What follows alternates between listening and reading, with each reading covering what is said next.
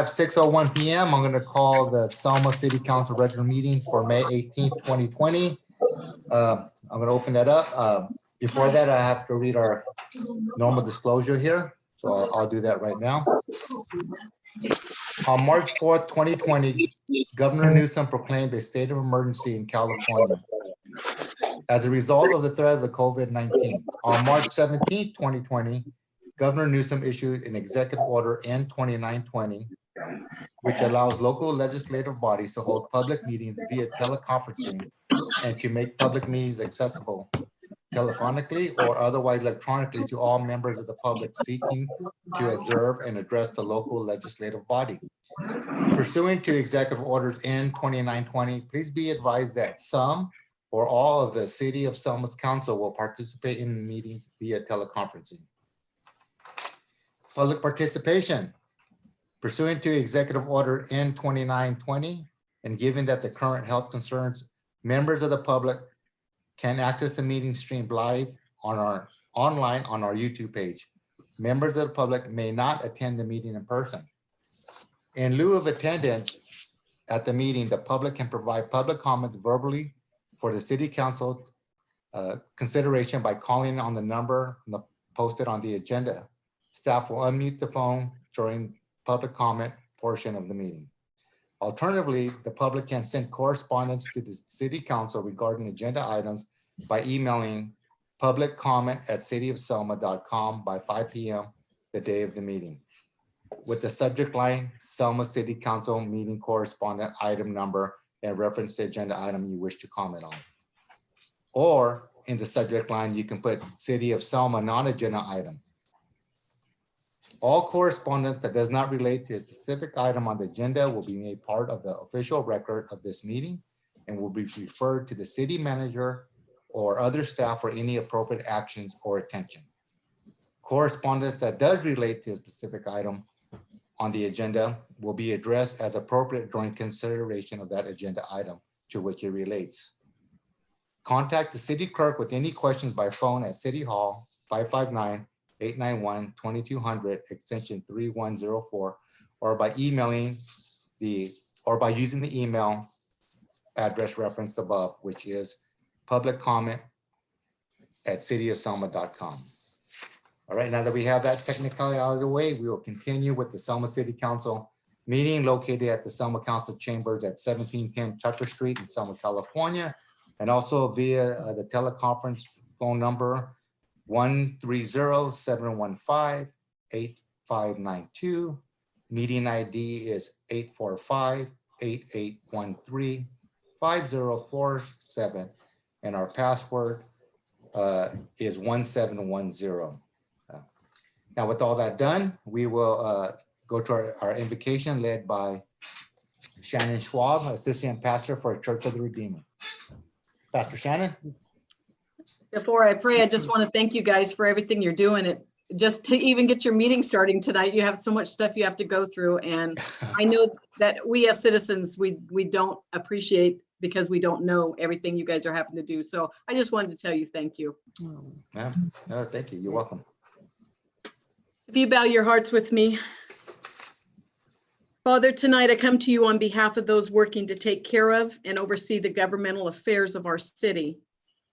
I'm simply asking that you bless this council as they diligently serve the citizens of Selma. Pour into their lives the abilities they need to do what is required of them, for you alone know what it is that you desire for them to do and accomplish on your behalf and for the citizens while they serve on this council. May they look to you for guidance personally and professionally as they seek your wisdom, your leading, and your strength. I ask these things in your name. Amen. Amen. Thank you very God much. bless you guys. Oh, thank you. Same to you. God bless you. Thank you, Sharon. Say hi to your husband, okay? I will. Thank you. Would everybody please rise and face the flag for the Pledge of Allegiance? I pledge allegiance To the flag of the United States of America and to the republic for which it stands, one nation, under God, indivisible, with liberty and justice for all. There you go. Thank you, Scott. Roll call, please. Councilmember Avalos, Here. Councilmember Robertson, Here. Councilmember Trujillo. Oh, I You're muted. just need you to unmute. It's not letting me. There you go. Okay. Councilmember Here. Trujillo, Here. Mayor Pro Tem Guerra, Here. Mayor Franco. Here. Potential conflict of interest. Any council member who has a potential conflict of interest may now identify the item and recuse themselves from discussing or voting on the matter. Does any council members have any conflict of interest? Seeing none, we are going to move on to oral communication. Notice to the public, at this time, any member of the public may address the city council regarding any item which the council has jurisdiction. No actions or discussion will be taken on any item not on the agenda. Issue raised will be referred to the city manager for review. Members of the public shall limit the remarks to 3 minutes. City clerk, do we have anybody from the public who wishes to make a comment? Hi, Speaker. Is there anything that you would like to say under oral communications?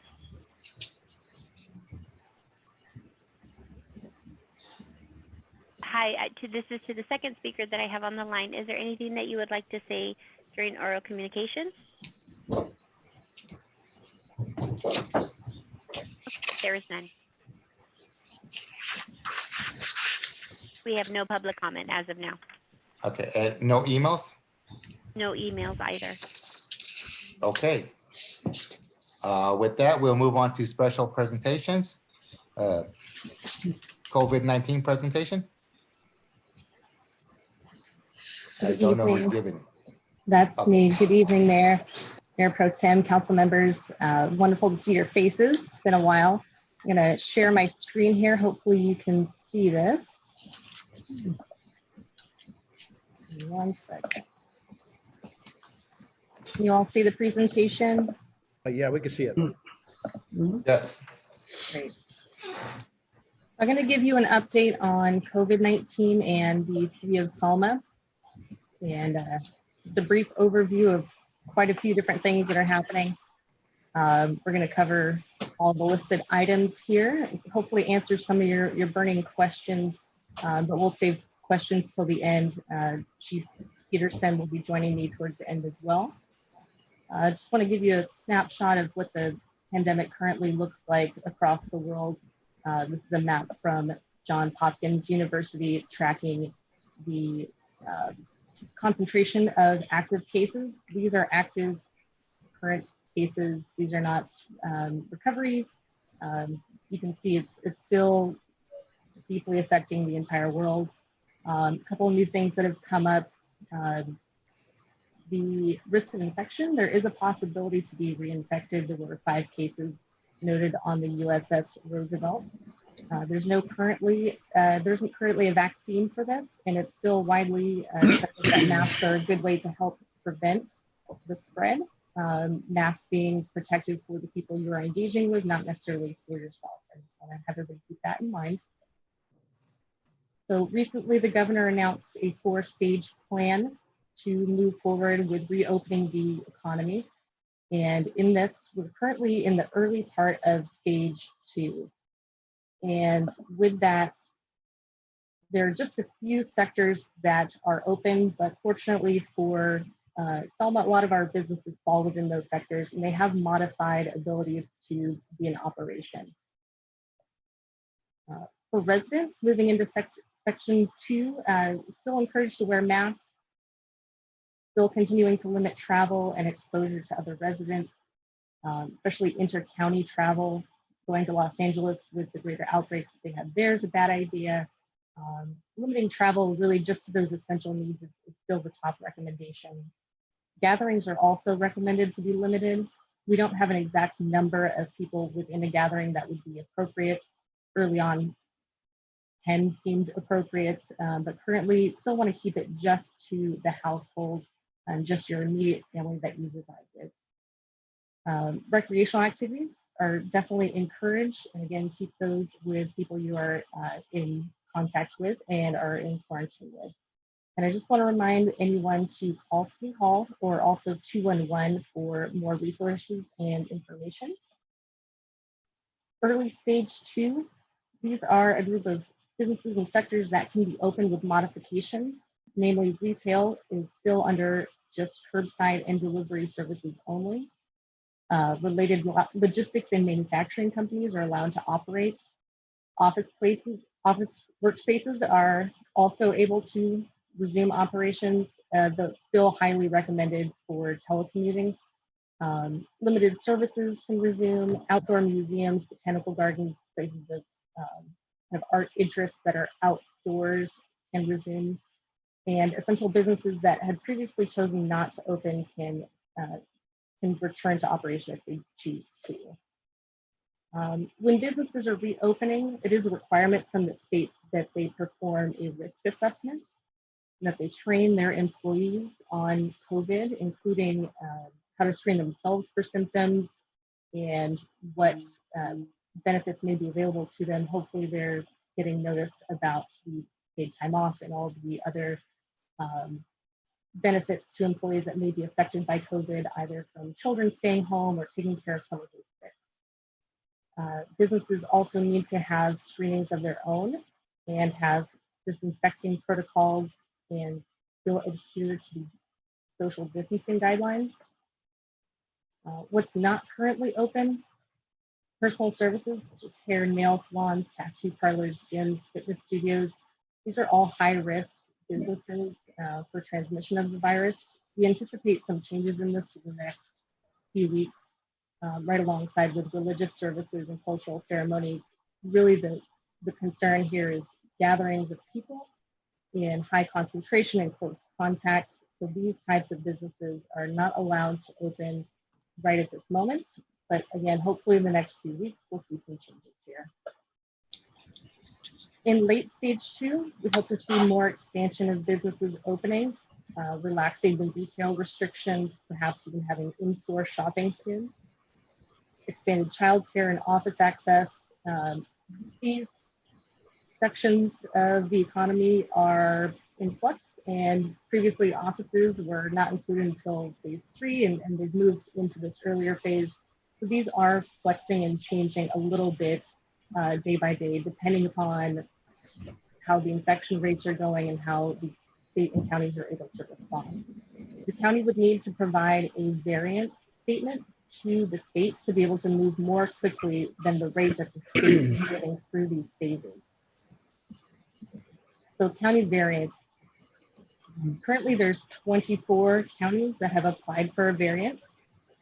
As you can see here on the map, everything in yellow, all of those counties have applied for a variant and have been allowed to work with the state in reopening other parts of their economy a little bit more quickly than the entire state has decided to open. The county self-attestation, there was a letter sent to the state for Fresno County on Friday. They will be reapplying for that this week, as some of the variant metrics have changed within just the last couple days. Here's all of the abbreviated items for the readiness criteria. Those top 2 in yellow are ones that just changed as recently as 12 o'clock today. The governor announced that no more than 25 COVID cases per 100,000 residents in the past 14 days, or less than 8% test positivity rate in the last 14 days would allow us to begin looking at reopening some sectors of our economy. Currently, Fresno has 567 new cases within the last 4 days, which is a little bit high. With a population of just over 1 million people, we should be really looking at about 250 cases within the last 14 days. So that number is going to have to come down. They also added that no more than 5% increase in hospitalizations in the last 7 days is an average. The other items on this screen that are bold were discussed as well with the governor's office during his lunchtime briefing. The key points to really consider if we're ready to move forward into opening our economy a little bit quicker as a county: the availability of supplies to protect our essential workers, if we're hitting that minimum daily testing volume, which is 1.5 people per 1,000 residents, and if we have sufficient contact tracing, the county is leading on contact tracing, and we hope to hear their plans and their expansion for that very critical role. Hospital capacity is also a key indicator of if we can move forward a little bit more quickly, and also our very sensitive populations, especially the skilled nursing facilities, want to make sure that they have enough PPE on hand. Counties that want to move forward also have to have a plan to back up and be able to tighten restrictions if they needed to. If there are second waves of infections or hotspots that appear, the county is going to have to be able to adjust and respond to it. Just a little overview of the activity within my department, economic development.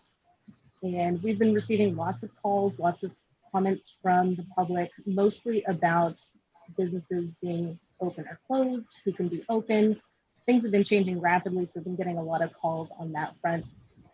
Complaints on businesses who are open or closed, or perhaps employees aren't following protocols. They've had a lot of business complaints, and between economic development, code enforcement, and the police department, we've been responding to each of those. Had a lot of concern also about rent evictions, finance programs, city-led programs, unemployment. Those are kind of the top categories where I'm getting a lot of questions. Most of our businesses are hopefully getting the information. I've got an email list of over 50 businesses, and then in communication with the Chamber of Commerce to get more information out to businesses about how and when they can open. But residents are still contacting us quite frequently.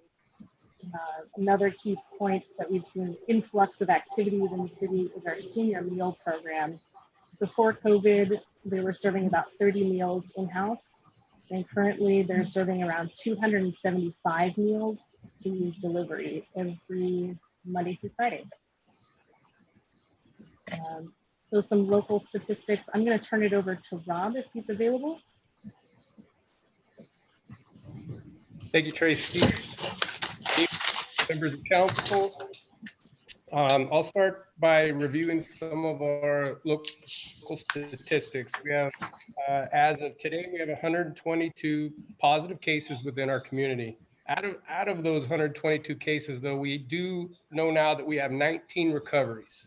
19 recoveries. We have 303 active cases, and out of those 103, 14 are still under investigation as to the origin of where the cases come from. And as we've been discussing over the last several weeks, our cases are still rising. We are seeing an expansion in testing and testing capabilities. With that, we did expect a rise of positive tests over the last few weeks as those testing capabilities continue to increase.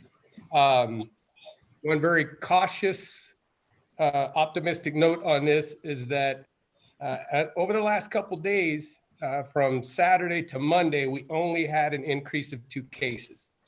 We'll really be looking at the rest of this week to see if that trend continues and we're finally starting to level off a little bit with our cases. Again, that's just over the last couple days, so we're very cautiously optimistic with that number, but it is a positive sign. We have been assigned that we're meeting with now, the city manager, myself, and Tracy a couple times a week. I'm sorry, somebody say they can't hear me?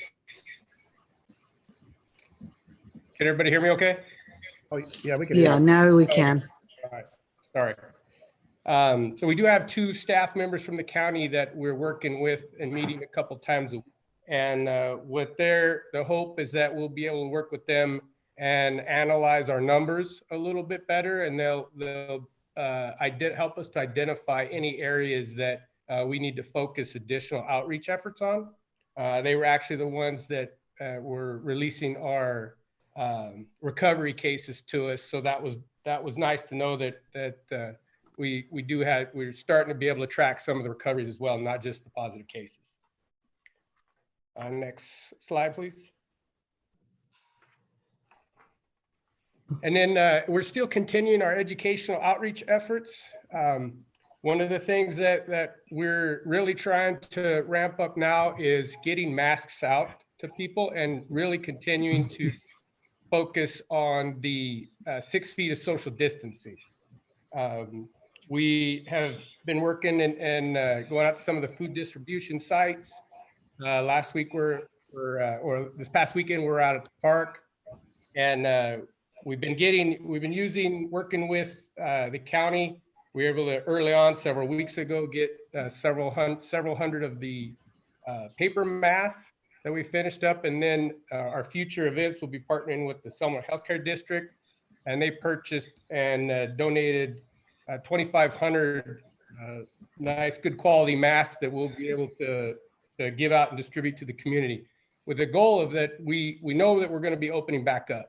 And the new norm, when we start to release some of these restrictions and ease some of these restrictions, is that people are going to most likely need to have masks and practice our social distancing efforts. So that's really what we're trying to get out. So we prepare the community on how to conduct themselves and how to act with one another when we do start to release some of our restrictions. Next slide, please. City offices. So we've been still working. City is working to continue to make sure we operate in a safe manner, whether it's at City Hall or the fire department, police department, the community, parks and recreation. I know with the fire department, we've discussed this, that we limit the contact between both stations. We've also eliminated all non-essential training, working with one another for the time being. And that's just to limit exposure to one another. Same kind of goes for City Hall and our business offices. We want to minimize the exposure that staff has to interact with folks, and just try to keep that from the potential of having a positive case. And if we did have a positive case, you can kind of see here in this picture what one positive case, how quickly that can spread. So to continue to operate and be effective as a city, we still work to maintain our own social distancing and our cautious efforts as we operate. And next slide, please. So some of our ongoing efforts, recap, we still have identified that we do have education to do. We're still, like I said, over this past weekend, we were out at the parks. We will continue to do so in the coming weeks as often as we can. We're working on getting businesses to comply and prepare for when we open up. We've gone out and actually started, I know Tracy's talked about some of the work that she's been doing with our local businesses. And we've actually started to go out a little bit as well and just review some of their procedures that they have in place right now for sanitation and Steve, can break it up. You're breaking up, yeah. And COVID-19 precautions. How about now? You're good. Good? Yes. So we're still working with our county partnership, as I mentioned earlier. Our park status amenities are still closed. However, the open space is still available for people to use. We still are, again, asking for social distancing and to only go out with their in-home people. They don't, have outside family members coming and visiting. Some of our fire department outreach, again, is we're doing food deliveries and mass distribution. And the police department is also involved with food deliveries and helping with traffic control at a lot of the food delivery events. And I think that's kind of caps the presentation. I think we're available to answer any questions. Yeah, Robert, I have a question, Robert. Okay, when you do the drop-offs for the seniors or the food giveaways, the volunteers, you guys check all their temperatures before they volunteer? Yes, our volunteers follow the same guidelines. Our volunteers follow the same guidelines as we do as a city. Okay, Anytime we arrive for work, there's a questionnaire and temperature checks. and then they're all wearing a mask, correct? Correct. And the other question I was going to ask Teresa on the businesses, in fact, actually you too, Robert, on the businesses opening up on the stages here. I noticed I guess, and they started, I guess the workforce is, I guess it says protect the workforce in the work sites. You know, I don't care if it's where Walmart or grocery or pharmacy, where everybody's wearing a mask. But I think it's called, I want to call it containment. The word is containment, contain this virus from spreading anymore. But I think if we step to another level, if the people that are coming to these areas, they have to mandatory wear a mask to maybe in a short time to maintain, as long as we keep these, what I want to do is keep our numbers down in Selma, you know, so we can open up more in our businesses, you know, because everybody wants to open their business right away.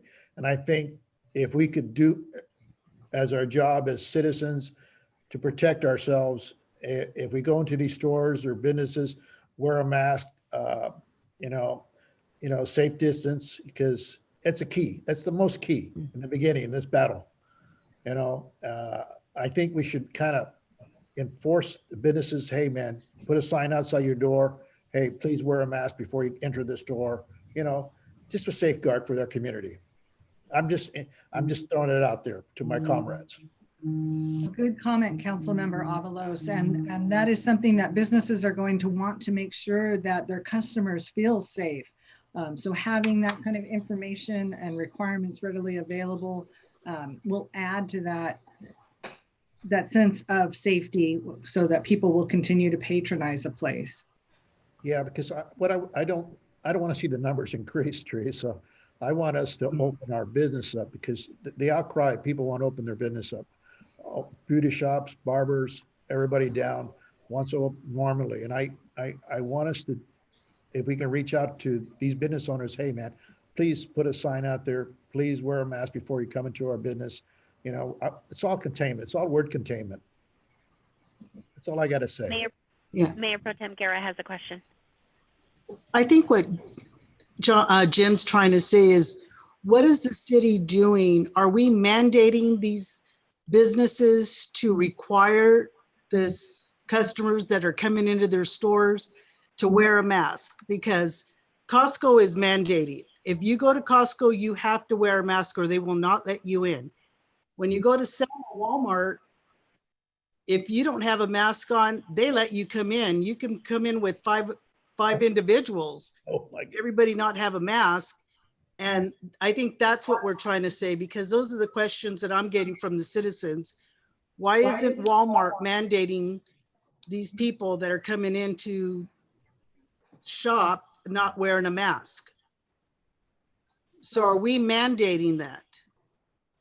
The city is not mandating it, but we are encouraging it. Now, however, in order to reopen, the state has put out very specific guidelines to certain businesses, and those guidelines have information like that they can require those things. Tracy, do you have, or Chief Peterson, a little more information about those state guidelines?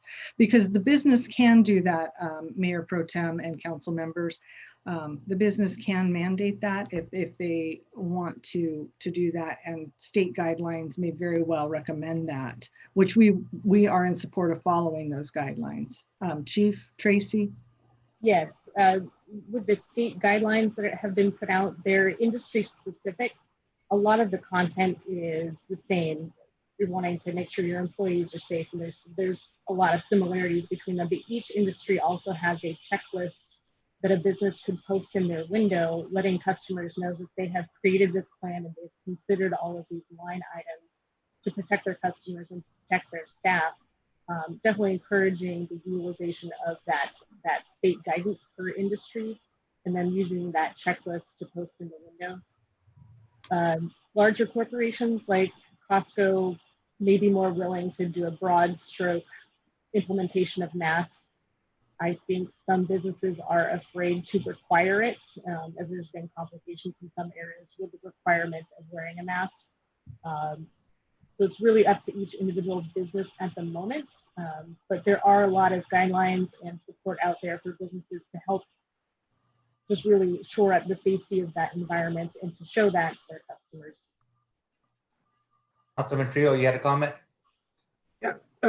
You know, I was listening to Tracy, I was listening to your introduction and with that fire chief also. The question I have for the city, and I see where Sarah and Jim are going with this. As you, Tracy, and the chief, the fire chief go out there and risk assess all the businesses when they start slowly opening, what are we doing as a city to be proactive? I know you guys are gonna go there and you guys are gonna ask every individual business, especially I'm talking about the small businesses, not the big Walmarts and them. I'm talking about the mom and pop businesses that decide to say, hey, you know what, we need to open, similar like my restaurant. Are we doing anything to be proactive, like listing and giving them, you know, individually their kind of business? Are we going out there and reaching out to them and saying, hey, listen, right now we're at phase 2, phase 3, we're gonna need this. Are we informing them? Are we reaching out and informing them and being a little more proactive as us? I mean, I know you and the fire chief are going to go out there and make sure that they're doing, they're meeting the guidelines that they're asking, but some of our business owners don't even understand the guidelines. And the question I have is, what are we doing as a city? I know that the state's mandating it, but we can be proactive and say, hey, these are the guidelines that the city, that the state and the county are asking. Here's the information. Maybe they can feed off of that. Are we doing anything proactively? I know you guys are going to be doing a risk assessment per business, but what else could we do something before we go do that risk assessment and get the information out to the business individually? So, or are you guys looking at maybe reaching out to other businesses so we can start facilitating that to our business owners? Sure. So just to clarify, the risk assessment, that's much in the same way that county is doing a self-assessment and providing that information forward. We're hoping that our businesses do that self-assessment and provide us information in areas where they're struggling or it may not make sense to them. As one of my previous slides, I've got about 70 businesses that I've been in contact with throughout the COVID situation. Okay, so so the 70 businesses, you feel comfortable that all our small little businesses understand it and we're good with that? No, it's definitely not reaching everyone. There's probably room to go out and do like door-to-door service. A lot of companies are closed right now. So just looking at the best way to reach a broad audience. So it's definitely a struggle to get communication out to every type of business of every size. You know, there are businesses that are still operating just kind of in spite of everything and operating out of their homes. So it's hard to pinpoint those who are struggling if we don't hear from them. Those that have called repeatedly and asked lots of really great questions, and I hope that the business community can be out there and supporting each other, helping to inform each other. I've definitely mentioned the companies to rely on their industry groups, their neighbors, especially in the downtown area, that they should communicate with each other and share this information. And also share with us where they're struggling. If they need help with the risk assessment, I'm definitely here to support them and work through those things. They may not know what kind of plunger to buy. They may not know what phone number to call to report and help with contact tracing. So if they're reaching out, they are definitely getting assistance. There are some, of course, that will get missed. I think we have around 350 businesses in Selma. So reaching 70 of them is definitely not reaching all of them. Some are self-sufficient or able to handle all of this on their own, and others are not. So pinpointing those that are not is obviously the biggest challenge. But we can definitely take a look at what increased outreach would look like. We also have comments coming in from citizens, those complaints on businesses. There's probably another 30 companies within those complaints. So I would say we're touching about 100 businesses at the moment of the approximate 350 businesses we have in Selma. Councilman Robertson? So I think the bottom line, what I'm hearing from business owners in Selma is, where's the timeline? People need to know what stages we're going through. And I know it's data driven. And I'd also like Tracy, if you could send a copy of the report tonight to all the council. I'm sure you were going to do that, but if you could send a copy, it's helpful when people call me and say, what are you following, state? Are you following the county? What are you doing? You know, when are we going to open up again? Then we can't make any money. And it's helpful to be able to provide those guidelines. And apparently from the governor today, it's going to be up to the county based on the data that you showed us tonight, when we can open up, when we can move into part 2 of stage 2.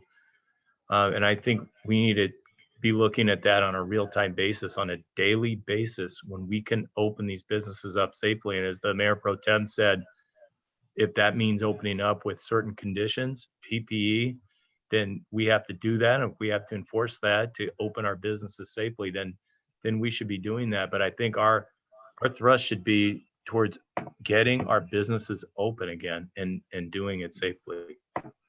Yeah, thank you. Part of the partnership with the county, that's really, we want to help support them in those metrics that they have to meet to then move forward. You probably saw the flyers coming out for United Health Centers, increasing the testing in Selma.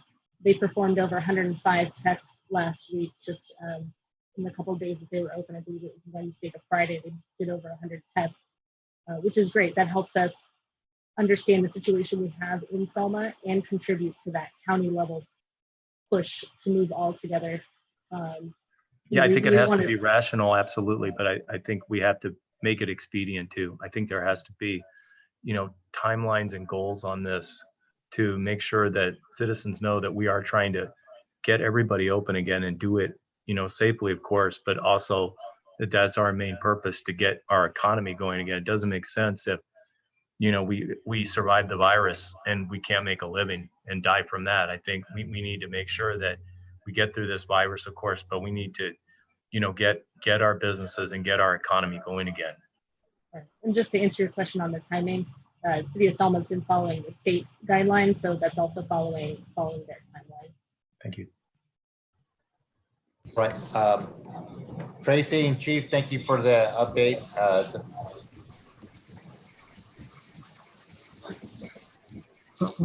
So with that, we'll move on.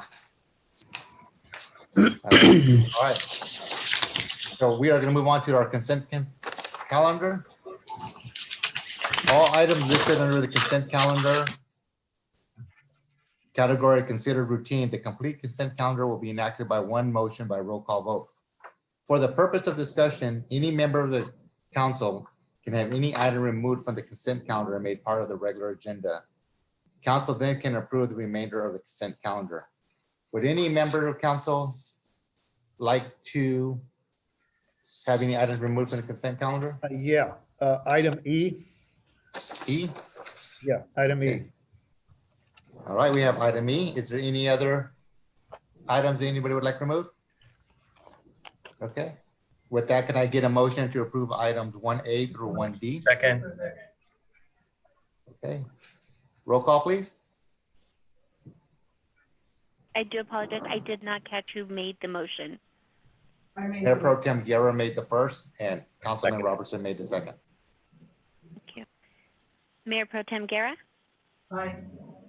Councilmember Robertson? Aye. Councilmember Avalos? Aye. Councilmember Trujillo? Aye. Mayor Franco? Aye. Okay, 1E, what do you have, Jim? Okay, on page 94 on our check register, almost at the bottom, almost about 5 from the bottom, it's 7482.8. Jan Service Company, Washington School, for $3,547.13. What is that? What does that consist of? Thank you, members. Hi, I am looking at that information for you now. Isaac, if you don't mind, I can clarify that. Sure, go right ahead. All right, that was we had a DUI crash there, and he took out a school crossing sign, and we've got it reinstalled, submitted to HR, so we should be getting reimbursement shortly for that. Oh, we're going to get reimbursed? Yes, we are. the driver was insured, so it's been turned in and claims been put in, so we should be getting reimbursed for that. Okay. Yeah, just to add on to that, it looks like it's some the crossing signals and things of that nature, some solar ones. There was a solar powered school crossing sign there at Washington School. There's 2 of them. All right, and I have another one too.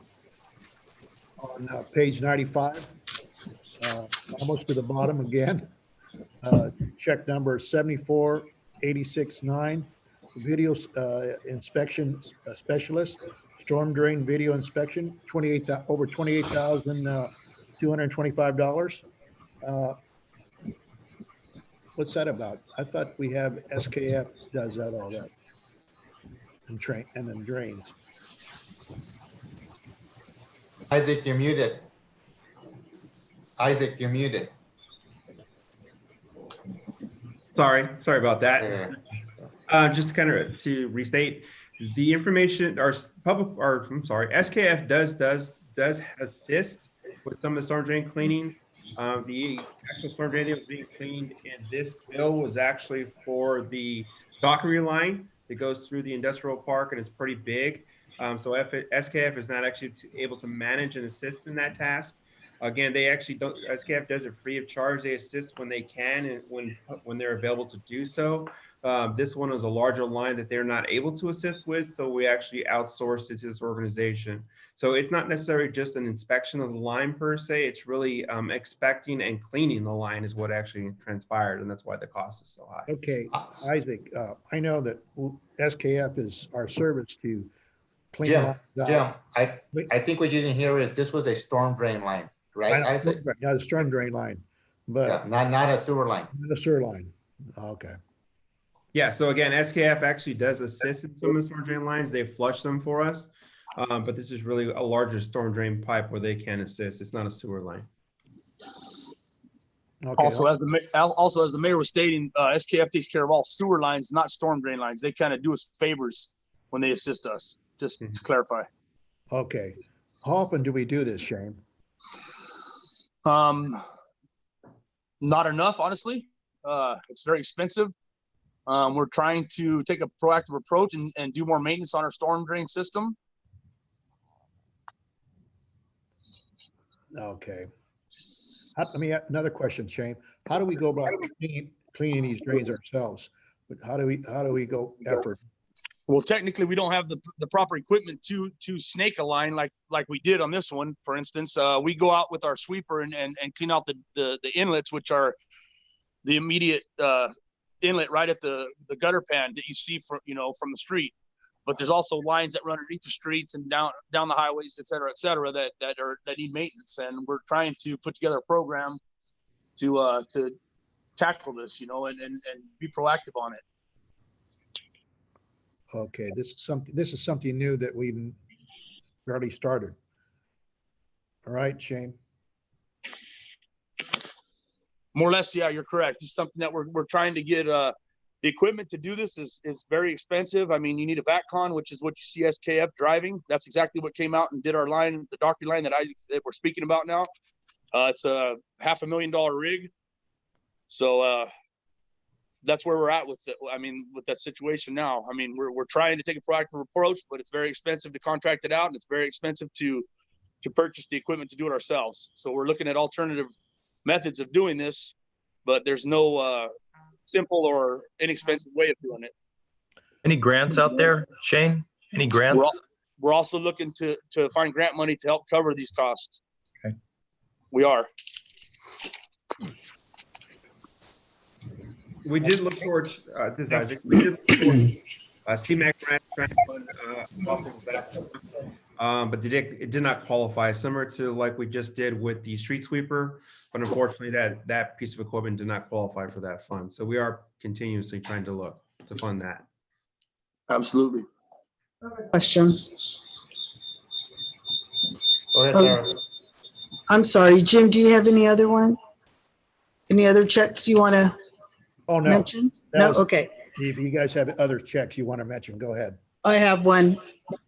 Check this page 95, and it's down at the bottom. 74870 for Vincent Communications, Inc. is radios for $8,979.57. What is that for?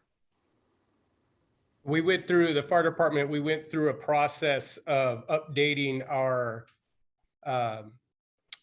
handheld radios.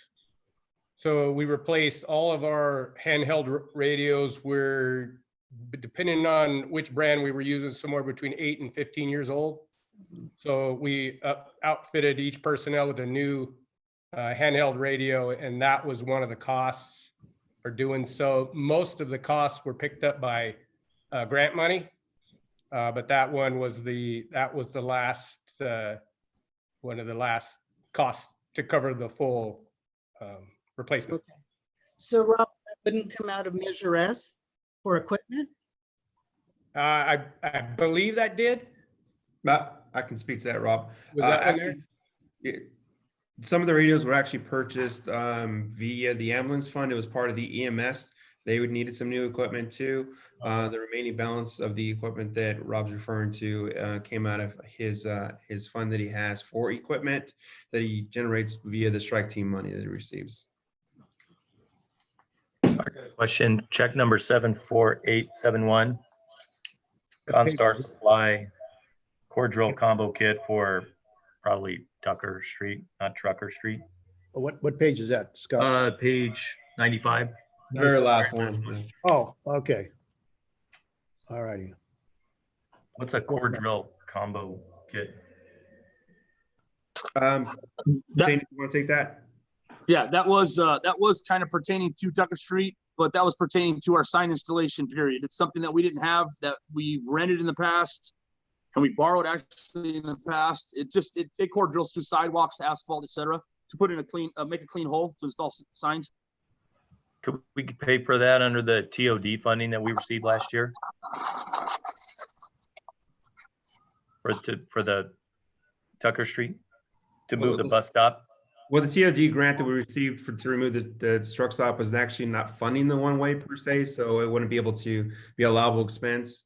That grant itself was moving the bus shelter, as you're aware, from Tucker Street onto 3rd Street. I believe that street is also doing some connectivity, so which was actually just a lot of paths to get to the bus stop itself. So it was not funding Tucker Street per se as far as signage and turning it into a one-way.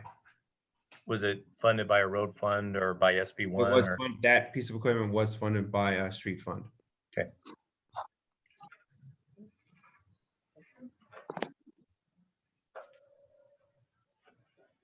Do you have any more questions? If not, I look for a motion to approve item 1E. Motion to approve item E. Again. Thank you. Roll call, please. Councilmember Avalos, Aye.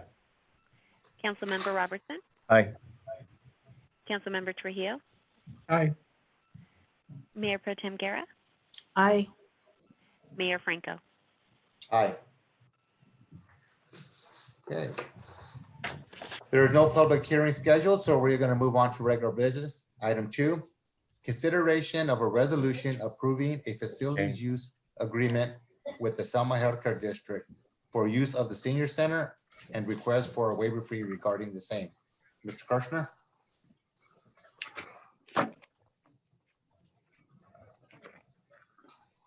Hi, Mayor, members of City Council, can you hear me? Yes. I can hear you, Mike. Prior to last year, the Selma Healthcare District used the library, and the room is just not sufficient in size to host a meeting. And so they came to City Council for a 1-year approval. And based on that agreement, we would come back to you again this year for the next year. They meet on average about 5 times per year.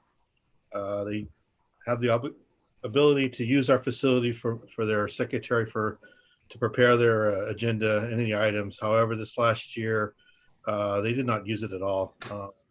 All they did was use 15 copies at one point. So very minimal use. They had 5 meetings last year.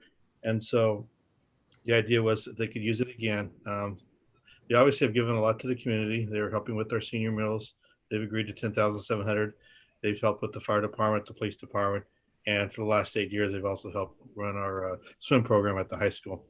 So staff is just coming before you with a recommendation to extend this for one more year.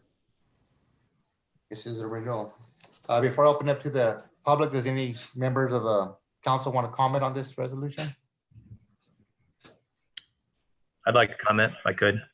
I'd like to say that I can't think of a small nonprofit organization that the Selma Healthcare District hasn't benefited through their grants the last few years.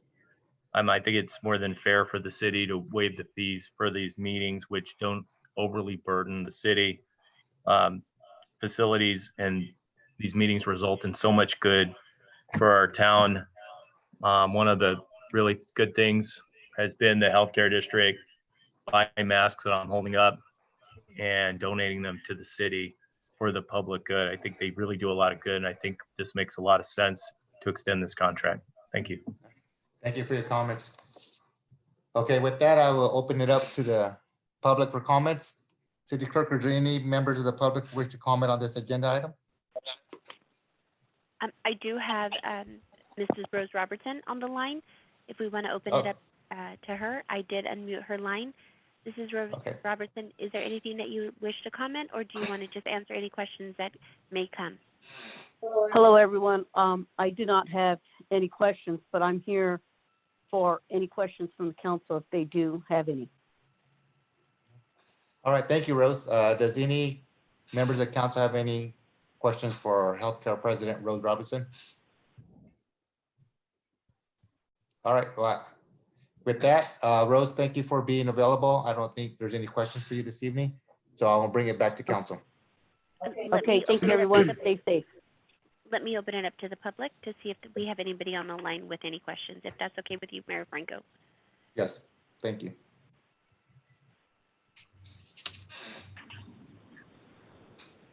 Okay, I just, for all our, we have 4 callers on the line. I have, bear with me 1 second while I have to apologize to those callers that I have just unmuted your lines. If you can lower the audio that you may currently have, I think that's the feedback that's coming through. But if you have any questions,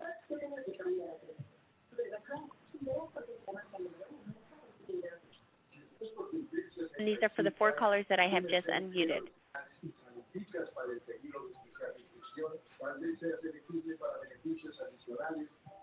Okay. I just muted their lines back, and it doesn't sound like they have any questions. Seeing that there is no comments or questions from the public, I'll return this item 2 back to council. I'll make a motion to approve it. I'll second it. We have a motion and a second, right? Thank you very much. Roll call, please. Councilmember Trujillo. Aye. Mayor Pro Tem Guerra. Aye. Councilmember Avalos. Aye. Councilmember Robertson. Aye. Mayor Franco. Aye. Okay, with that, we move on to regular business item number 3. Consideration of a resolution approving the purchase of an access control and surveillance equipment for the new police station. Assistant City Manager Moreno. Thank you, Mayor, council members. This item in front of you is a purchase that staff is requesting for the new capital improvement project police station. This item, we'll kind of go through the summary of it, is with our vendor that we currently have that maintains our surveillance equipment we currently have throughout the city. Their name of the organization is Surveillance Integration. Some of the highlights we'll go through this is basically the scope of the work is for surveillance cameras throughout the new facility, as well as a new server system that will actually be a caveat to that system. The new system, in addition to, will also control the system they currently have. So they'll be getting a slight upgrade, but not necessarily. The system they currently have will actually be incorporated as more of a backup. So they will have some offsite backup system to caveat to the system they currently have now. So it will be adding cameras just to the station itself as part of the scope of the work that they are requesting at this time. The next part of it is actually for the access control system. That system is actually allowing, it's going to be new, we don't currently have it, will allow staff and actually the public, if they go to the system, the station itself, be able to segregate out certain portions of the project. For example, one access point will be able to get you maybe into the door or throughout the lobby, or past the lobby, I should say, but it will not allow you to go into maybe the detention area, or maybe not allow you to go into some of the clerk area, the dispatch, and different items of that nature. So security access points will be placed throughout the station itself. They will be able to access through via card, or they could actually ring into different locations and staff will be able to buzz them in. So it gives security throughout the system itself. In addition, it will be able to lock down the jail portion of the police station project, and dispatch themselves can access it through a control point, basically just a touch screen, and they can allow staff to either open those doors or just even view the system itself throughout the parameters of the scope of the project. The surveillance portion of it is a cost factor of $147,000, and the access control system of it is $90,000 itself. These are budgeted items within the scope of the original budgets of the project itself. So at this point, I'll open it up to any council members that have any questions. Just for clarification, because these are budgeted items, they're already built in and the funding's already there to cover that cost. Funding is identified. Really what's triggering and bringing it back to council at this standpoint is really the cost factor. Okay, so we still have to follow a lot of our parameters that go along with our normal purchasing.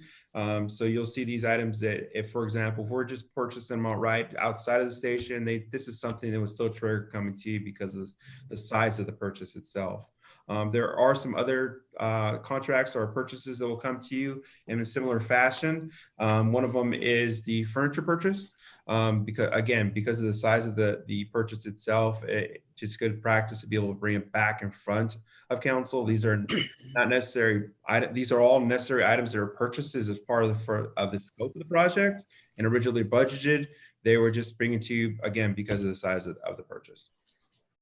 Right. So for layman's terms, we're just being the second signature because of the dollar amount. That's all. That's correct. We're following a purchases policy. Okay. Any question, guys? I think we'll wait a minute for Scott to return.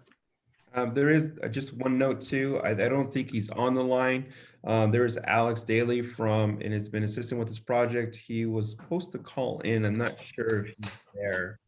But if there's any questions on the technical end of it, he may be able to answer it if he's called in. I do not see his number.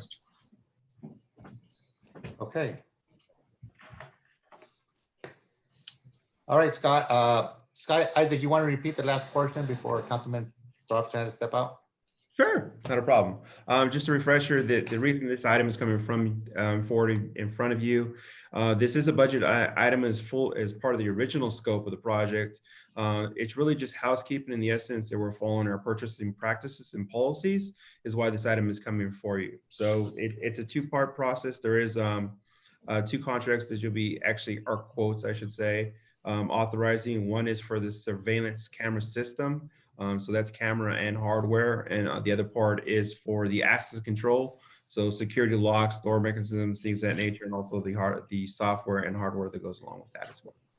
So forgive me for stepping out. That I had already talked to the city manager about this, and she was kind enough to tell me that the money for this the cost for this was already included in the original $8 million budget that the voters approved for the police station. Is that correct? That is correct. That is part of the original scope of the project. Thank you for that. That just kind of cut to the chase for me and stole your thunder a little bit. Pardon the pun for tonight. Thank you, Isaac. You're welcome. All right. Thank you. With that, I'm going to open it up to the public. Do you have any comments on this item? City Clerk, do we have any members of the public who wish to comment on this? Hi, caller number 1. I have unmuted your line. Do you have any comments regarding this item? Okay, we'll go on to the next one. Caller number 2, I have unmuted your line. Do you have any comments? Available to answer the question. This is Alex with Surveillance Integration. I am available to answer any questions if that's appropriate. Thank you. I think all our questions have been answered. To the next caller on the line.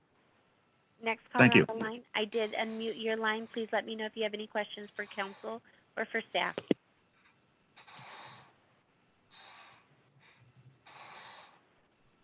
I do not see any questions that they may have. Mayor Franco. Oh, all right, thank you. With that, I'll bring it back to council, and unless there's any more comments. I'll make a Make a motion. motion to approve it.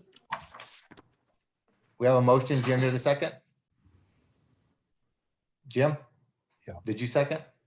I first it. Okay. I'll go second. Okay. We have a first and a second. Roll call, please. Councilmember Abel. Aye. Councilmember Trujillo. Aye. Councilmember Robertson. Yes.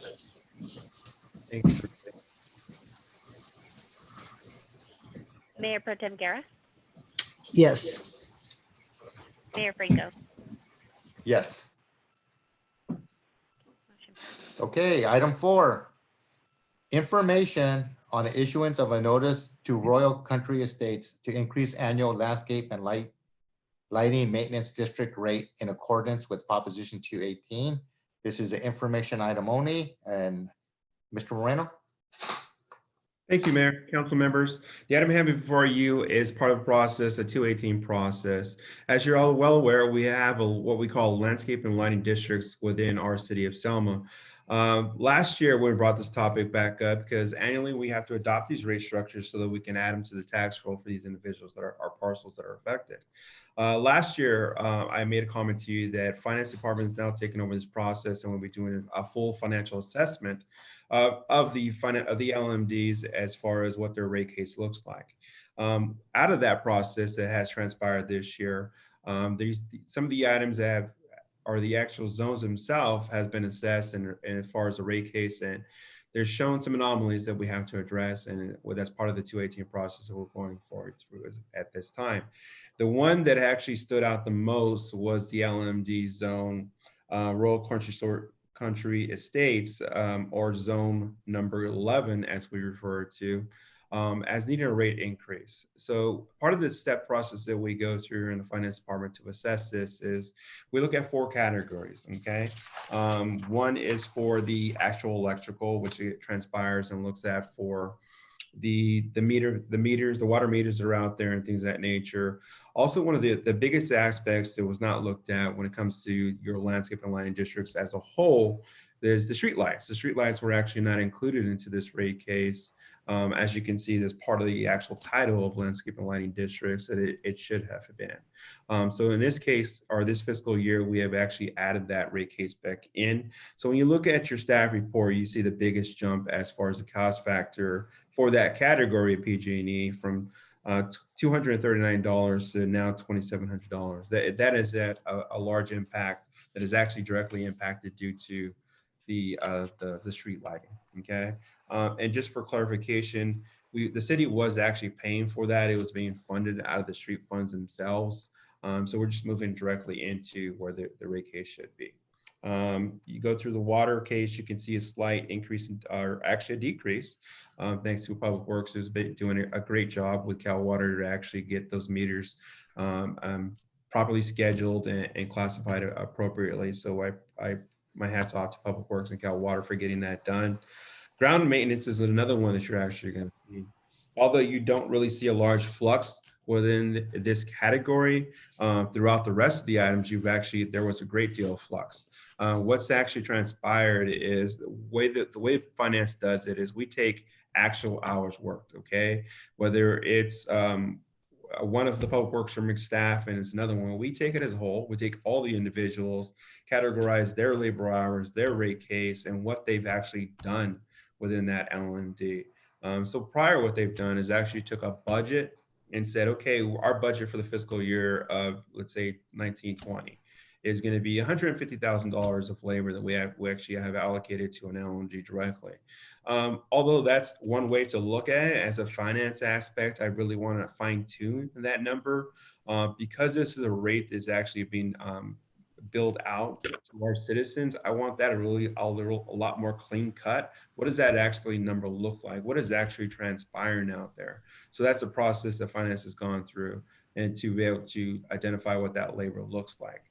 Although it does not stand out in this item because they're pretty close, which is a good thing. It's not affecting the rate, but there are others outside of this zone that actually we'll see a decrease. So majority of the items that we looked at, you're seeing two that are actually staying pretty close.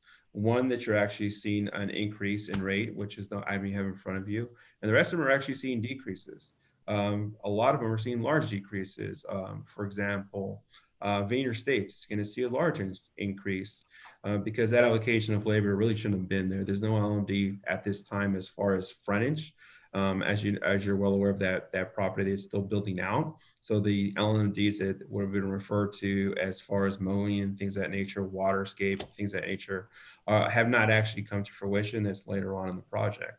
So although they do have streetlights and things of that nature that need to be allocated directly as part of their rate case. So finance again has gone through and done a full assessment of these rate cases and actually will do that on each single year per LMD, and it's similar to what you see as far as the category base here. So basically what has transpired for this LMD is you will see a rate request of $190.12 compared to what was actually requested last year for $156.60 per parcel. So to kind of give you a description of what this LMD looks like. No LMD is the same, okay? Although some have larger strips of mow area and things of that nature, some have smaller. But talking to the public works director, you really can't gauge it on size. Really what you have to look at is what's the amenities within that LMD. Particularly to this one, it's actually got smaller strips, which means you just can't take a big mower and go over it, right? There's a lot of bushes because it is located on the corner of Dockery and Dinuba. There's a lot of bushes and things of that nature, a lot of beautiful amenities that really need to be managed by an individual, not just by equipment itself. So it does have a lot more labor intensive items that go into it. So that's part of the process that we're going through. The 218 process for this type of what we call an assessment at this time doesn't take action from council.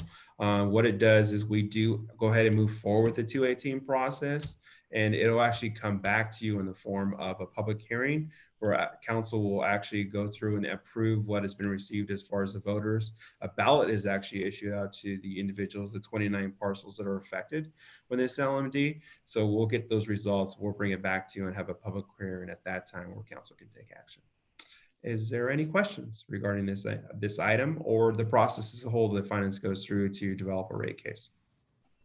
I'd like to thank Cal Water and Public Works for working together on the metering. I think that's really important, and it's led to finance taking a really hard look at this and analyzing this as well. It's a really good partnership because last few years it seems kind of arbitrary. It's gone up and down the rates and don't really know who's going to get an increase, who isn't. And that's one of the reasons I voted against it a couple of years ago, is just because I didn't see any rhyme or reason to it. And I really do see more of a system now, and I see the city involved along with Cal Water to give an accounting to the people who use it and pay the bills about what they're paying for. So thank you for that. Well, Isaac, are you going to review these LMMDs how often, annually or every 2 years? This is done annually. We have to adopt the rates again and put them through. If there is a rate increase, I have to go through a formal 218 process. So this is annually what finance department will actually be going through and do a comparison. We do a year comparison look back. Basically, what really is supposed to transpire with an LMD which hasn't occurred to as well, is you should be doing true ups. So for example, the LMD number 9, they were getting overcharged. Therefore, they should be receiving credits for that overcharge.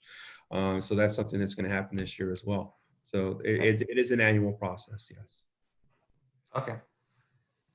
Any other questions on this information item?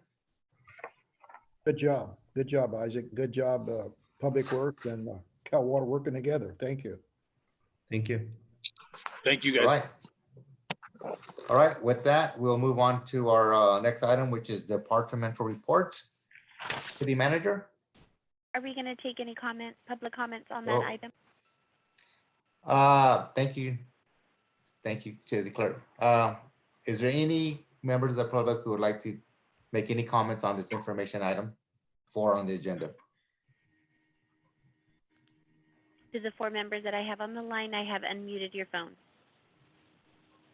Do you have any questions or comments regarding this agenda item?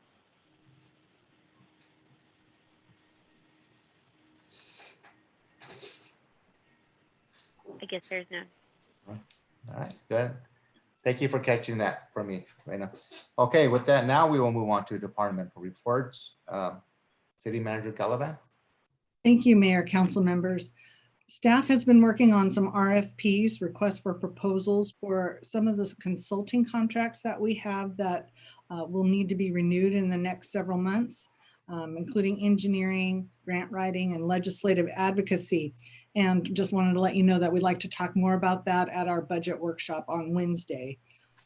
Another item is that we toured the proposed high-speed rail workforce training center facility 2 weeks ago, and staff is now working on negotiating the contract for that facility.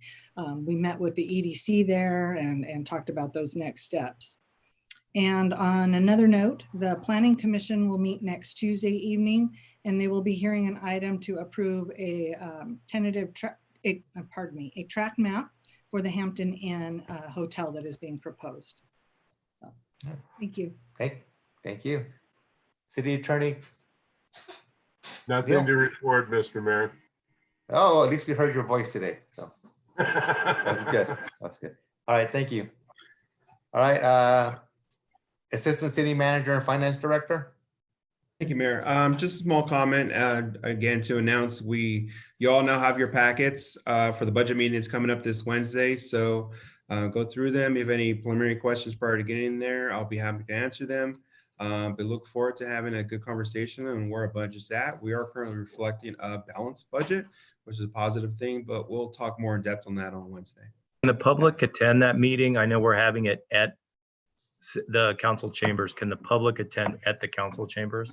It is a closed meeting similar to what we're having today, but they can call in just like they can today. So it is open to the public via the phone, but our doors will be closed as far as coming in today. And it'll be streamed just like tonight's meeting, right? Yes, that's correct.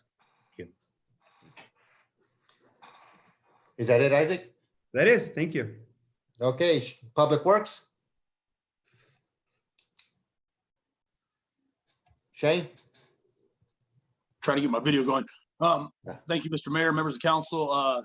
As you guys probably have all seen, the Tucker Street transformation is complete and went very smoothly. Floral project, repaving of Floral is going very well. It's ahead of schedule, actually. They paved the intersections today at McCall and Floral, Thompson and Floral, Wright and Floral. We'll be doing some striping later on this week and get the signal loops put in, and that should be wrapped up. Hats off to Don Barry's crew. They've done an incredible job on this project. We worked with code enforcement and the PD, cutting down some oleanders north of Highland on the east side, which is the railroad side, to deal with some of our homeless issues. We cut down oleanders from Highland to the entrance at Quinn Caterpillar, and we will continue to work on that problem. I don't know if any of you saw, but we had Precision Concrete in town last week. They were cutting some cement, lifted cement, tripping hazards. They did this other half of High Street, and they did Lincoln Park around the Senior Center. There's been, I think, up to around 700 repairs made at this point, and I'll be putting together a presentation, some pictures, PowerPoint, etc., for you guys probably at the next council meeting. Continue to work on the fire department training facility move with Chief Rob Peterson. He'll give you a little more detailed description or update on that process. And most importantly, this is National Public Works Week. Just want to throw it out there. So say hi to your public works workers and let them know you appreciate them. Thank you very much, guys. Thank you, Shane. Fire department. Do you have anything else to add, Chief Rob? Just as Shane said, the concrete pads are ready. So I talked with the mover this morning, and tentatively, he says tentatively, they'll be out at the end of the week to move the tower. So you know, once we get some confirmation, maybe we'll send an email out or something in case anybody wants to come and watch. It should be quite the sight. I may be too nervous to be there and watch, but you know, I hope it's a smooth process. I know we're all excited to get that project completed and look forward to that being done. And I don't know how Shane is kind of stepping on EMS week the way he is, but along with Public Works week, it is also EMS week this week too. So say hi to the ambulance folks as well. All right. Thank you. Good deal. Police Chief Gomez, are you there?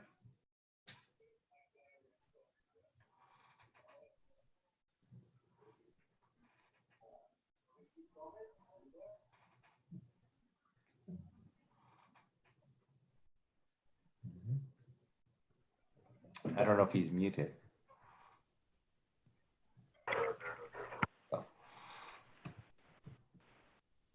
Chief Gomez, can you hear us? I hear you. Can you hear me? Yep, we can hear you. We can hear you. Go. You can now, go. okay. Yes, yes. Can you hear me now? Yes. Okay, so just a couple quick arrests here.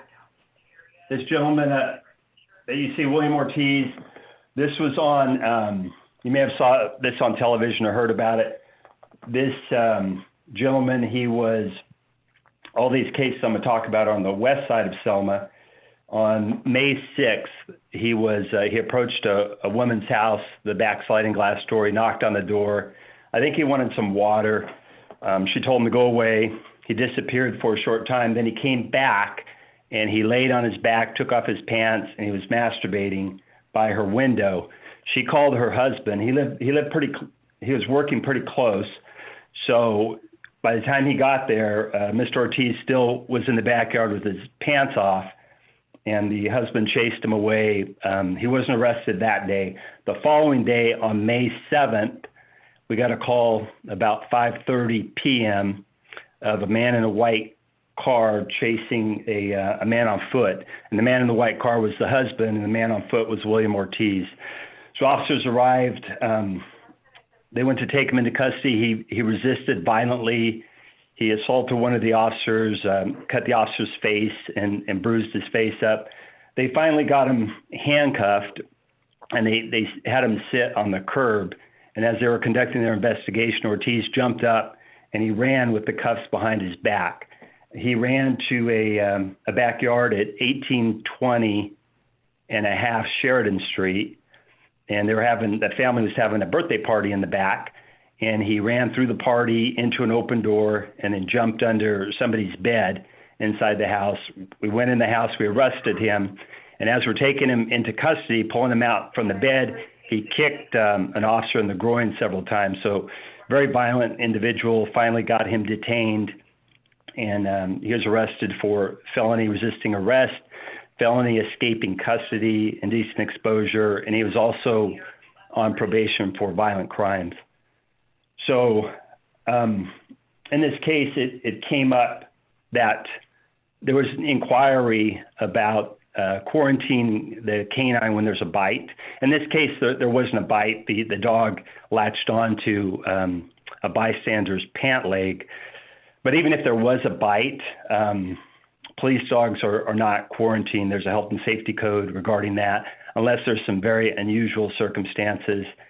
And so in this case, there was no quarantine for the dog. Next photo, please. This is Jasper Hernandez, also from the west side of Selma. He's about 48 years of age. And on May 9th, officers stopped him at Highland and Nebraska about 2 a.m. He was driving a Honda, did a traffic violation there, so officers stopped him. And he was in possession. He had some warrants out of Kings County, and he was also in possession of heroin, methamphetamine, and marijuana. and it was an amount that was for sale. So he was arrested for transporting those drugs. And it's interesting. So this was on May 9th. I was talking to the city manager on the phone. I was over by Anker's house on Dinuba, pulled over to the side of the road. I was talking to the city manager on the phone, and a citizen pulled up next to me, and he's congratulating me on being chief. Like a lot of people are very nice about that here. And he knew I was on the phone talking to somebody, so he wanted to get out of there. But he said, when he left, he said, "You need to arrest Jasper Hernandez. He's selling methamphetamine all over the city." And just a nice irony there. We already had arrested him a couple days before. So he's in jail now. And next slide, please. This is Salvador Solis on May 13th, also on the west side of Selma. He was estranged from his wife and his family. He went back to the house. He pushed his wife out, his stepdaughter, he assaulted her, and also pushed out his children with that wife. We responded to that location. We got an emergency protective order, and we contacted him. And fortunately, he came out. And as he's talking with us, he tells us he's got a loaded firearm in his truck out front. And I'll show you a picture of that in a minute. This is a good case, really good case, because it could have gone south real quick. So in addition to this gun, inside the house was a safe, and there were firearms in that safe also. The firearms are registered to the wife, though, but Mr. Solis had the combination to that safe. So it turned out well, and he's also in custody. On this gun here, I was noticing that, but I don't know if, how many of you know about firearms, but those bullets are very similar to assault rifle bullets. They're very similar to the bullets they use in M16 assault rifles in the military. So next I have, I want to talk to you a little bit about animal control officers. I found we work a great deal with animal control. They're very busy here in Selma. And just by trial and error here, I've learned that they need training out here. So we are going to provide them in-house training so they could administer admin sites out in the field, which neither one of them can now. And I also learned they have to go to a PC 832 course. It's a laws of arrest course. And I've been researching that for them. Now, a lot of the training, even for us, has been pushed back. But the soonest one is in September, and it's at the Fresno City College Academy. So we're going to set them up for that training so they can issue citations out here in the field. Gang violence has been down a great deal since I talked to you last time. There's been no gang violence in Selma. So I think a lot of it has to do with the guns we're getting off the street. And also, I've noted this before in past meetings that there's an investigation going on regarding gangs, not with Selma, but I believe that's having an impact on the gangsters here in Selma, a good impact for us. If there's any crime trend out there, it's going to be with the homeless. There's a very large camp. It's getting larger by the day at Nebraska and the Highland, just north of the 76 station there. Last night, the sergeants do an end-of-watch report, and the sergeant noted there's a little hamburger place right by the 76 station, and the owner was complaining that the homeless are coming out at night and harassing the customers. I'm sure they're panhandling. So we need to address that encampment. It's very large now. And I have been talking to the owner as well as code enforcement. And I talked to him today. I don't know if he's putting me off or he's just negligent. But he did call, after I called him today, he called, I think it was Rapid. So I'll call him tomorrow to see if the quote was good for him and if we can move forward with removing that encampment. And then lastly, just on shopping carts, there's been a lot of discussion on shopping carts being abandoned in the city. At our code enforcement homeless meeting we have on Wednesdays, we've discussed this. And I just want the council to know that code enforcement Javier Juan, and Selma Fire Anthony Rivas, our pop officer Matt Hughes. They have been going and picking up carts around the city. So if you see any out there, you can text me directly. You can go through the city manager. Just let us know where they are, and we will go pick them up. And I think that's all I have. Thank you, Chief. Hello? Yeah. Is good? Yeah, that's good. Okay. Thank you. You're Great welcome. job. Thank you. All right. Recreation Department. Yeah, I'd just like to follow up the school district funding for the senior meals, the free lunches. Oh.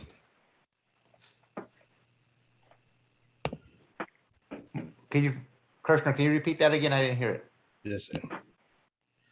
The free lunch program we were using through the school district, the funding ends on June 5th. So we are working with the hospital healthcare district has offered to donate. American Legion also donating. So we were working on a survey so where we could still feed the seniors through our funds that we receive in June and July, and also to get us through August where we could receive the CDBG money so we can continue on feeding seniors as long as we can. Unfortunately, with the funding right now we have available, it's very expensive. So we believe we could feed about 197 seniors from June and July. So we're going to do a survey based on needs and accessibility for transportation and try to get the 197 of the 270 who need it the most.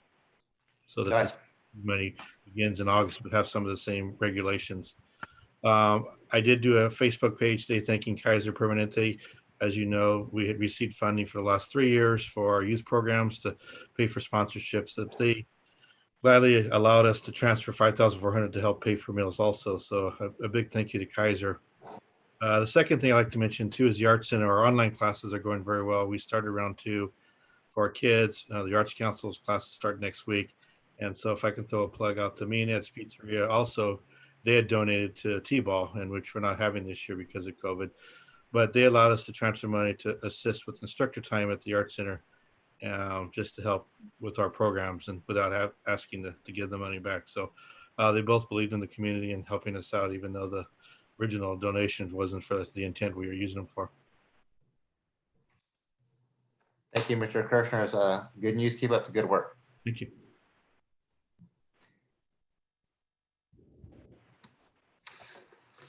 Okay, we are going to move on to our council reports now. Councilman Moropolis. Yeah, I need to ask Joe a question, Gomez. On the, you said the dogs needed more training. How long did we have dogs and officers on the training operation? I know one we had for quite a while. Okay, can you repeat that? On the dogs we have in our police station operation right now, we have what, 3? Am I correct? We do, yes. And out of the 3, I know we had, Serta had he had a dog for a long time. Now the other 2, how long do they have their dogs? The, that would be, that's Noah Mitchell. And then Holt. Holt has had his dog 2 years. I'm not sure on Mitchell. Okay. Now Officer Holt, he was at the junior high, wasn't he? At an officer with the school district? Not to my knowledge. Okay. He's been around here a while, I know, so he could have in the past. Yeah, because he was with the district for a while, school district. Okay. Yeah. Now, I'm glad that I didn't know we had 3 dogs. I thought we only had 1. I'll be honest with you. And I wanted to make sure that, well, I only seen the 1 dog run around. That's all I wanted to. And the other issue on the shopping carts, I know as council in the past, we wanted to put a city thing together for the shopping owners to keep their shopping carts on the premises, not get taken off the premises. Now, the ones we pick up, do we contact the owners within 72 hours? Yeah. Here's how it works. So some are not marked, so they're taken to the new public works yard because they have a compactor there where they can crunch them up. And then those that are marked, we take to the old public works yard, and then we call the business owners to pick them up. Okay. we don't charge them till after the 72 hours. Am I correct? Yes, we abide by the ordinance. Okay, I just want to make sure that, we're not doing anything unethical, only because there are, those cards are very expensive, I know. Oh, I know, yeah. I Yeah. agree. I just want to make Yeah. sure that we're contacting the owners of the carts to, hey, come pick up your carts. You got 72 hours. We don't want to charge you. Please pick them up. You know what I mean? Yes, oh, yeah. The other thing, since I got you there, Mhm. if we can contact the owners of the own shopping carts to provide a sign to put on their premises, say, please do not take shopping carts off the shopping area, or, please don't do that because it's considered stealing. You know what I mean? Right. Yeah. What I'm trying to do is eliminate the caravan that's going through the city.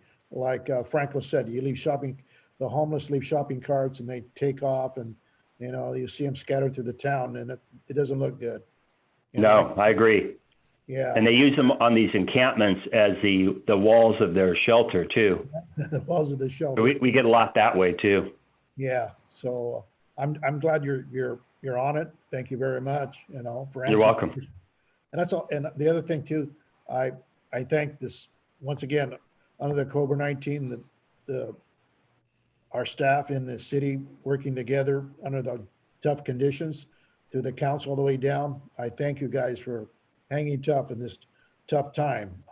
I thank you very much. We got to we're heroes together. That's right. Yep. Thank you very much. That's all I got to say. Thank you. Thank you. Thank you, Jim. Councilmember Trio? Just donated some time giving away food with the Asuka restaurant. The last couple of weeks, they've been doing a really great job. I want to name them personally. They've been doing a great job giving away food to the community. Also, the Sikh Temple pizza they've been giving away. We've been giving a lot of time. Also met with the mayor and myself with TJ Cox. Thank God he gave us about 45 minutes so we could be able to give him some exciting information as what we've been doing for the last 3 weeks. I'm proud to say, I know, Mr. Mayor, you'll be talking about it. I hope you are, but Selma Business Alliance has been doing a great job handling all the support with all the small business in Selma and surrounding areas. We have a lot of good news to share. Eventually, we'll be doing that in the future. Just been trying to help out, just like Jim said. We're all trying to help. Everybody's got to give, in this time. And but one concern I have is I don't know if you guys have been noticing, but on Saturdays and Sundays, all of a sudden, I guess because the swap meets ain't open or something, on the corner of Dinuba and McCall, it's become a pretty good vendor, and I'm kind of worried that on the corner we have now I guess they're selling chicken, they're doing everything, and it's just getting really congested. I'm starting to get concerned. I'm wondering, Isaac or city manager, is there someone we can contact with the county in regards to that corner, because it's getting really congested, and I'm concerned if we can start looking at that and probably contacting our county people in regards to that. Yes, we can. Aside of that, everything else has been going good. Just trying our best. Appreciate all the staff work. Thank you. Councilmember Robertson? Question for the city manager.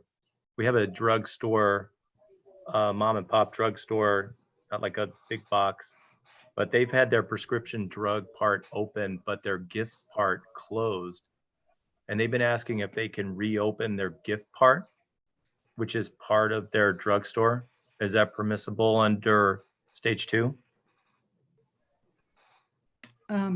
Under stage 2 in this first phase, it is for pickup, like curbside pickup and things like that. So if somebody told them what they wanted and they took it out to them at the curb, that would be fine.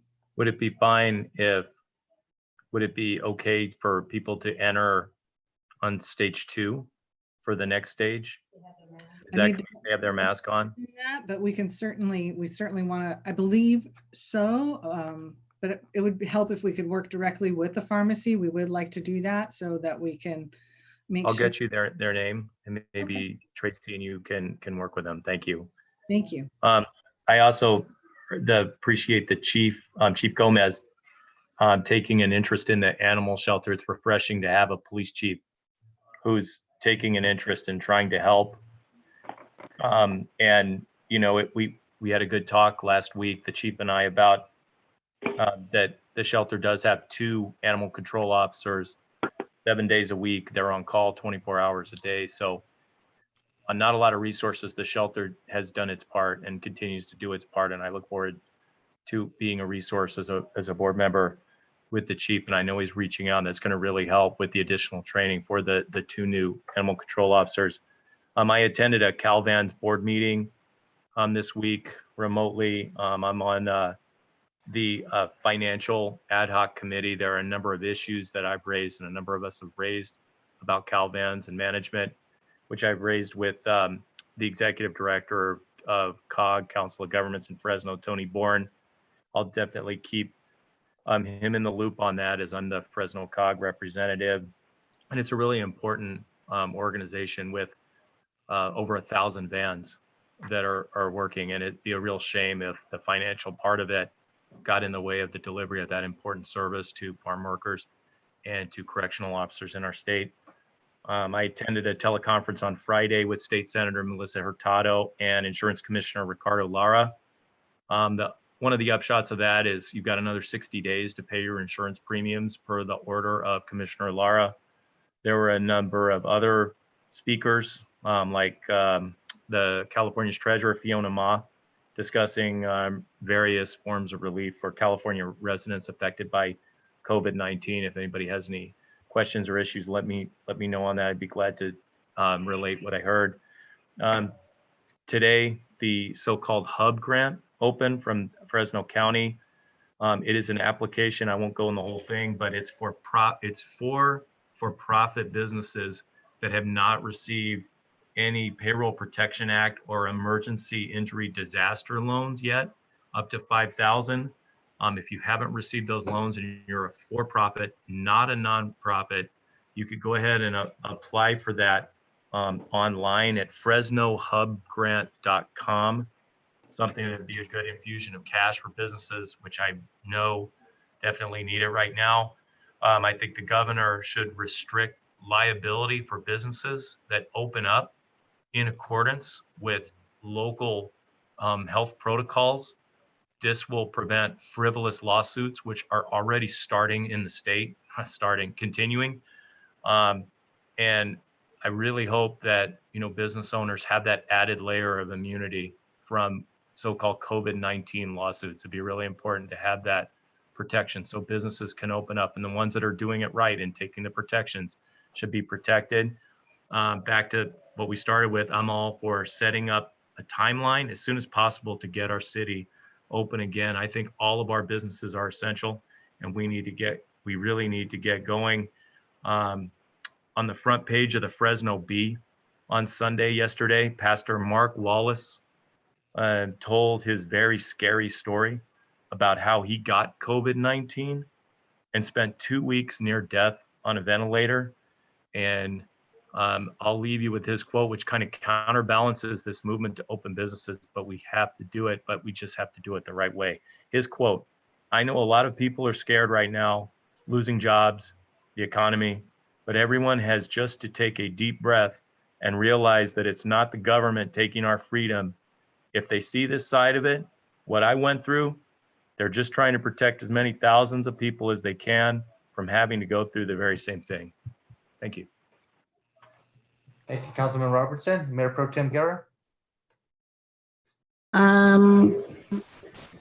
First, I'd like to mention the no-cost coronavirus testing. United Health Centers is partnered with the City of Selma and is conducting the COVID-19 testing. USC Selma Health Center on 2705 South Highland Avenue is conducting them. And you can call the 800 number, which is 1-800-492-4227 to make an appointment. And right now they're doing the drive up, which is, it doesn't take more than probably 5 minutes, but it's very, very vital. just like Tracy mentioned, they had about over 105 testings just last week when they started. So it's there, it's no cost. If you have insurance, they'll bill your insurance if you're not with United Health Centers. If you don't have any insurance, that's okay. They will still do the testing. The other thing I'd like to mention is the census. Again, more than ever, we really need everyone to complete the census. You'll be able to fill out the census form or call the 800 number or go on the website, which takes not even 5 minutes to complete. So please, everyone, right now, I think the state has mentioned that we're at 60%.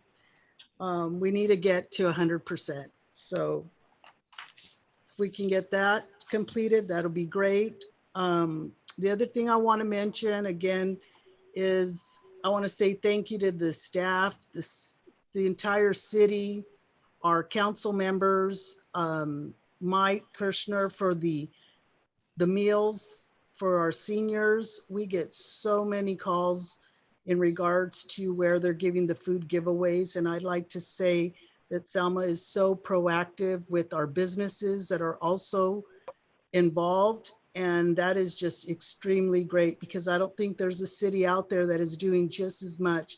For a small city like Selma, I think we're doing a great job for our citizens. And I just want to say thank you. That's it. Thank you, Mayor Pro Tem. Okay, that's for.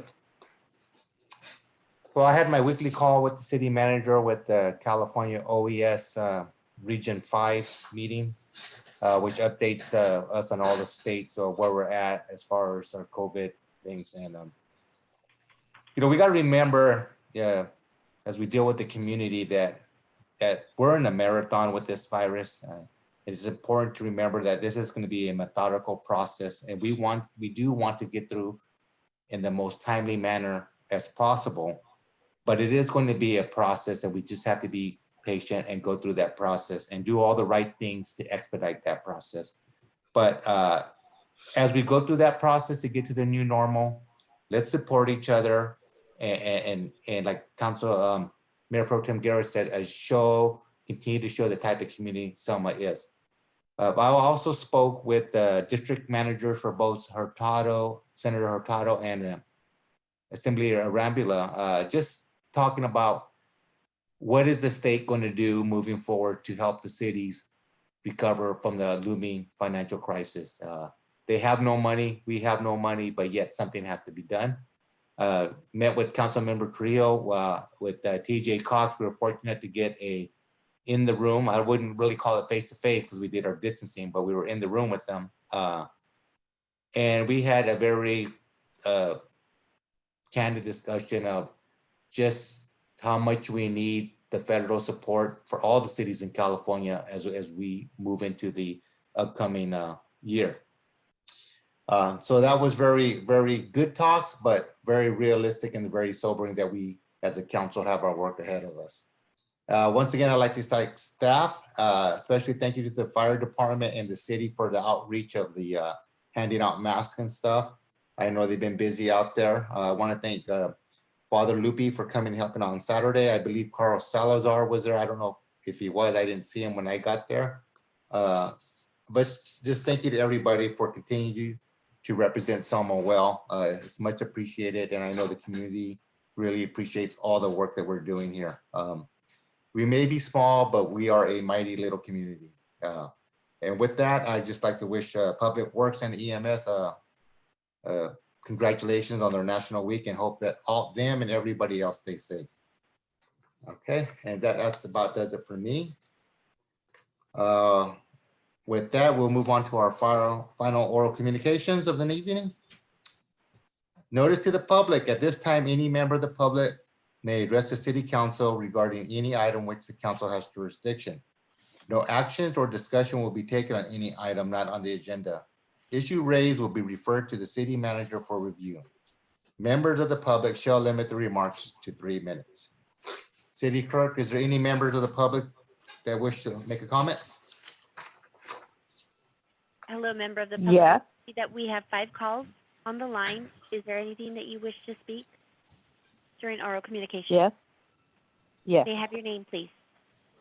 Teresa Salas. Ms. Salas, you have 3 minutes to speak. Actually, I have a question. On Wednesday, you'll be having the first budget meeting. And did you say that that was going to be live streamed, and will we be able to comment during that time? City Manager? Are we having a live streaming for the meeting? Yes, I just asked the city clerk to confirm we are live streaming. Yes.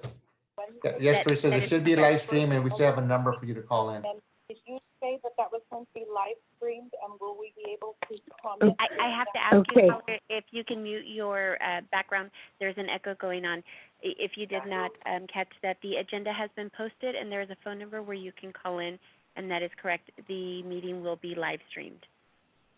And then do we have an idea yet of how badly our finances have been impacted due to the COVID virus? Yeah, Teresa? Yes, we have presented the gap at the last meeting with the forecast, and we have also presented a proposed draft balanced budget for consideration at the workshop on Wednesday. Is that available online somewhere? Yes, that is. Teresa, that is going to be on the front page. I do apologize. It's going to be on the front page of the city website. On the left-hand side, there is it is listed as special city council meeting, and then right under it, right under where it says agenda, it does say council packet, and that is available. Okay, thank you very much. Thank you, Teresa. We'll go on to the next caller. Caller, I have unmuted your line. Do you have any questions for the city council meeting?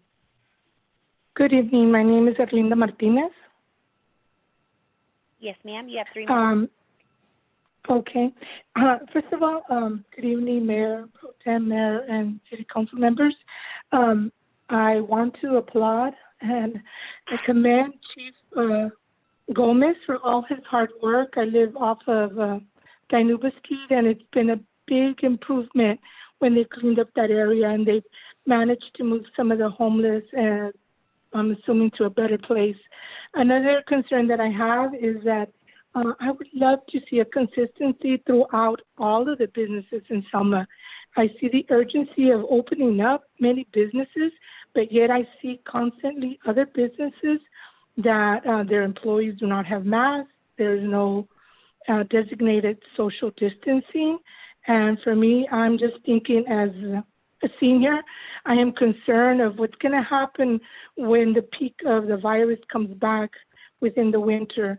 I believe that we should have all of these steps already in place so that our community will be accustomed, so that when we do have those peaks, we're ready. I could see that all of the urgencies that some of our members tonight have, and I applaud you for that. But at the same time, I think we as a city have to work together with all of our businesses and be consistent and have certain expectations for all of the businesses, because we are all living in the same community and we all want to be safe. And I want to continue shopping here. I would hate to go shopping somewhere else where they do have these steps in place. Thank you so much, and God bless you and be safe. Thank you for your comments.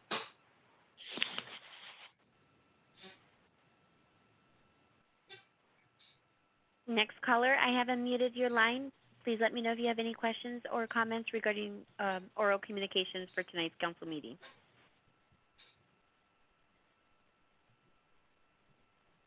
Not being none, I will go on to the next caller. Hi, caller, I have unmuted your line. Please let me know if you have any questions or comments during tonight's council meeting.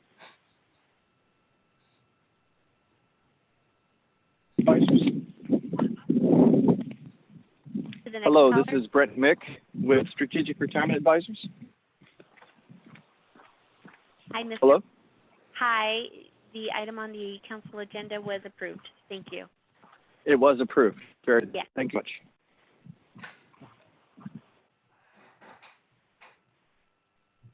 For the next caller on the line, do you have any questions for the Selma City Council meeting agenda? Okay, Mayor, that being none, I don't see any more calls. All right. Well, hey, thank everybody for their time. Thank everybody from the community who called in or listened in. Let's practice our physical distancing and let's all be safe and let's work on keep our numbers down so we can open up. So with that, I need for a motion to adjourn. Make a motion to adjourn.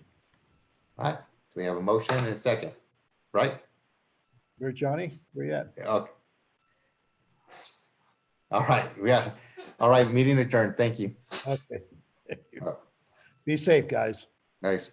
Keep the numbers down.